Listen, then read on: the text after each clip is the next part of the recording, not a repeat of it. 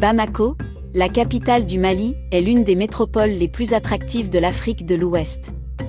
La cité des Trois Caïmans qui s'est d'abord développée dans une cuvette sur les deux rives du mythique fleuve Niger, qu'on appelle ici affectueusement le Djoliba, s'étend désormais à la fois le long du cours d'eau et dans les collines qui l'entouraient. Ce relief constitue pour le district de Bamako un charme à nul par ailleurs. La société immobilière Manding Immo SAS est propriétaire d'un patrimoine foncier à Sikoulou dans la périphérie nord-est de Bamako, où elle entreprend l'édification d'une ville nouvelle Mandékoura. Située à 20 km de la voie express, route nationale 14 reliant Bamako à la ville de Koulikoro, le site offre une superficie de 1217 hectares surplombant le fleuve Niger à 500 mètres de hauteur et offrant une vue imprenable sur les collines du mont Manding, berceau du mythique empereur Soundiata Keita. Par les nouveaux pôles d'attraction qui y seront créés, la nouvelle ville de Mandékoura apportera de nouvelles perspectives en matière d'offres immobilières et pour décongestionner le centre-ville de la capitale. Elle constitue une nouvelle opportunité pour les promoteurs et les investisseurs dans un pays à fort potentiel économique et une métropole en pleine croissance. La géométrie complexe du site a été source d'inspiration dans la planification urbaine par la création d'éléments fédérateurs comme les voies structurantes et les espaces publics et sites d'attraction. Le projet comporte un réseau double de voies structurantes pour desservir de manière fluide chaque quartier. Un réseau de transport en commun de type BRT, bus rapide transit, accompagnera tout le long de son tracé, l'une des voies primaires. Il permet de desservir la totalité des zones urbanisées. Comme pour l'ensemble de la région de Bamako, le climat est sahélien, semi-aride de type tropical, très humide en saison des pluies. Les saisons sèches et chaudes bien marquées ne reçoivent par contre aucune goutte de pluie. Mais la ville nouvelle Mandékoura n'échappera pas à l'identité de Bamako, ville verte. En effet, il est prévu une forte présence du végétal urbain le long des voies sur les trottoirs généreux. Ce qui sera de nature à rendre l'usage piétonnier plus résilient, grâce à l'ombrage, et la ville plus durable. Chacune des centralités sera appelée à jouer un rôle spécifique dans l'organisation générale de la ville nouvelle. Ces polarités urbaines sont hiérarchisées notamment selon la superficie des zones. Ainsi, deux quartiers émergent et sont protagonistes majeurs de l'image urbaine réfléchie par la ville nouvelle. La mise en place d'une sectorisation permettra une plus grande maîtrise de l'urbanisation, par la rationalisation de l'implantation des équipements, des espaces verts et des services. Sept secteurs sont définis. Leur taille varie de 100 à 270 hectares et comporte généralement au moins une polarité urbaine. Des polarités générant la notion de quartier sont formées, évitant ainsi l'étalement et la dépendance automobile. Les zones polyfonctionnelles font ressortir une spécificité de centre-ville et ont pour constante la qualité des espaces extérieurs et la grande finesse entre la forme bâtie et le vide. Articulée autour d'un espace fondateur, la place publique constitue le cœur battant des polarités urbaines. Dans un système ordonnancé des îlots et des parcelles, développé selon un réseau de tracés urbains hiérarchisés, les immeubles, qui constituent ces tissus, sont composés de volumes bâtis de hauteurs différentes comprises entre R+5 pour les zones polyfonctionnelles de moyenne densité et R+6 pour les zones polyfonctionnelles de forte densité. Deux émergences dans le quartier D, érigées en tour de 20 étages, font l'exception et profilent leur silhouette vers le ciel et serviront, à chaque instant, aux usagers de repères pour s'orienter dans la ville nouvelle. Les immeubles composant les zones polyfonctionnelles, dans une proportion équilibrée entre le rapport plein et vide, répondent à un réel souci de mixité des fonctions, affichant au niveau des rez-de-chaussée le lien étroit qu'ils ont avec la rue et offrant ainsi un appréciable linéaire de commerce, de vitrines et de densité. Les zones de service dont la fonction est exclusivement tertiaire ne sont présentes que dans le secteur D, baptisé aussi quartier baraquin. C'est le quartier hiérarchiquement le plus important par sa taille et sa programmation. La présence des zones de service contribue davantage à sa valorisation. Ces dernières disposées en front de façade sur la place majeure se distinguent par une signature architecturale unique. L'habitat semi-collectif de moyen standing fait partie de la première couronne autour des polarités centrales constituées par les zones mixtes plus denses.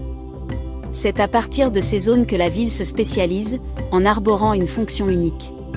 Ce type d'habitat semi-collectif est organisé en îlots en préservant ce qui est aujourd'hui le plus demandé par les populations, c'est-à-dire l'espace extérieur privé, mais aussi l'espace extérieur collectif semi-privé. Certaines catégories d'habitat, notamment celles abritant les catégories sociales les plus démunies comme celle-ci, abriteront également des activités supports, telles que les équipements et les commerces de proximité, les aires de jeu, et les espaces dédiés au maraîchage. La vie communautaire caractéristique de la société malienne se voit favorisée grâce à cette forme d'habitat de faible hauteur. Jeunes et plus grands trouveront au sein des aires semi-privées à l'abri des circulations automobiles, des espaces de jeux de détente et de rencontres où ils pourront s'épanouir en toute sécurité. L'habitat collectif de haut standing, faiblement présent dans la ville nouvelle, occupe des zones privilégiées grâce aux vues offertes. Elles sont planifiées surtout à l'écart des activités bruyantes. Ce sont des résidences composées de volumes en ordre discontinu, situées au cœur de parcs urbains, entre masses construites et masses végétales. Elles exhibent fièrement leur riche volumétrie. Les lignes de l'architecture, fines et pures, répondent précisément au contexte par le jeu d'ombre des balcons et la palette cuivrée des teintes. Les étonnants espaces extérieurs végétalisés et équipés pour le sport et la détente sont une véritable alternative aux pavillonnaires. Disposées entre deux polarités, les zones d'habitat collectif économique et social sont implantées le long des voies structurantes et du couloir transport en commun. Dans le souci d'éviter l'urbanisme de type HLM et les barres longitudinales, les volumes sont composés de petits immeubles discontinus. Ces zones à vocation sociale seront munies au sein même des îlots d'équipements et de commerces de proximité.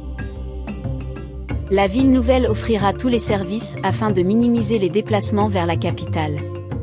Des équipements publics structurant aux zones touristiques de loisirs et sportives, tous les services y seront qualitativement et quantitativement représentés.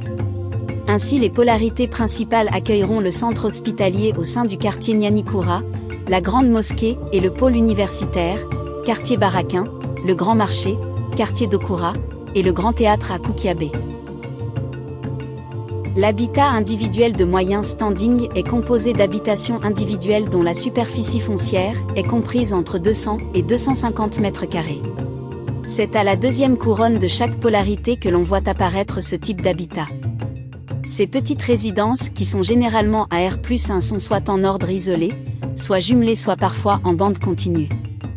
Le cœur des îlots recevra plusieurs équipements de proximité autour de places et de jardins formant une parfaite unité de voisinage.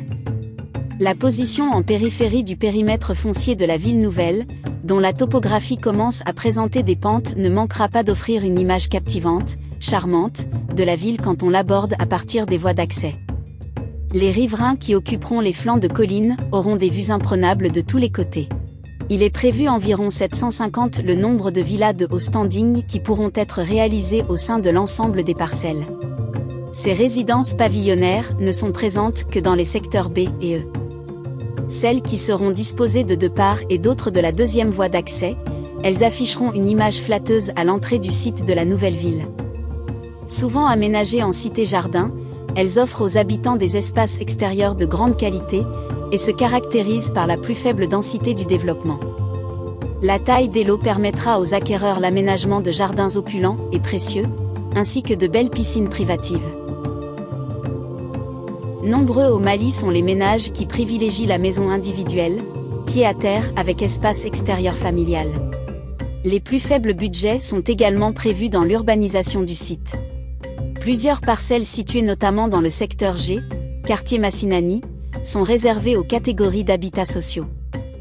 La surface des lots comprise entre 175 et 200 mètres carrés admet une capacité d'accueil de lots sociaux, de pas moins de 5600 habitations. La relative faible superficie des lots plaide pour une forme urbaine plus compacte en ordre continu. Sur un front de façade ne dépassant pas les 10 mètres, ces habitations disposeront d'espaces pour de petits jardins à l'avant et de courettes à l'arrière. Ces espaces extérieurs peuvent aussi servir à l'aménagement de petits potagers et offrir aux propriétaires de jouir de la vie en plein air. C'est aussi un tissu composant la deuxième couronne des polarités urbaines. Là aussi, les équipements de proximité seront au rendez-vous. Au sein de chaque îlot, espaces multifonctionnels, foires d'exposition agro-pastorales et cinéma et manifestations culturelles et récréatives de plein air viendront s'ajouter au bon vivre de ces quartiers. Au vu du caractère ludique et plutôt festif, les zones touristiques de loisirs et sportives sont en périphérie. Vouées à recevoir des équipements non publics, de loisirs à caractère récréatif artistique ou culturel, elles accueilleront également des établissements pour la remise en forme et les sports tant extérieurs qu'en salle. Ce sont aussi les zones de prédilection pour les complexes hôteliers touristiques et de restauration diverses. Implantés sur d'immenses terrains, les complexes hôteliers haut de gamme sauront drainer une activité touristique nationale et internationale, apportant une contribution substantielle à l'économie de la ville.